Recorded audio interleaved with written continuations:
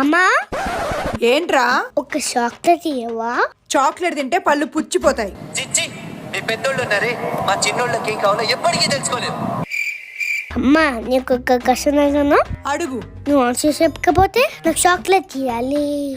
వీడేదో చిన్న క్వశ్చన్ అడుగుతాడు, నేను టక్మన్ ఆన్సర్ చెప్పేస్తా.